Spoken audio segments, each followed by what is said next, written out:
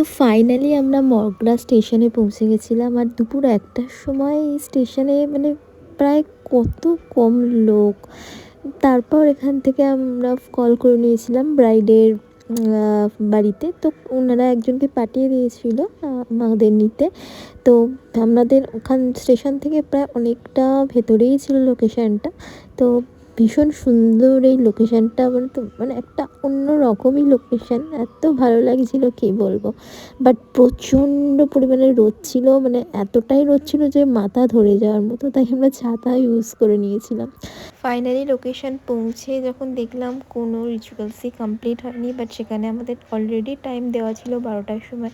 তো কিছু করার নেই, বসেই থাকতে হতো। আর এখানে মা আমাকে দিয়েছিল কর্ন বাড়ি থেকে, তো সেটাই খেয়ে নিয়েছিলাম। তো অনেকক্ষণ বসে থাকার পর ওনারা আমাদের লাঞ্চে অফার করলো, তো লাঞ্চ করে নিয়ে আমরা একটু বাইরেটা ঘুরতে বেরিয়েছিলাম। আর ব্লগের নেক্সট পার্ট আসছে খুব শিগগিরই।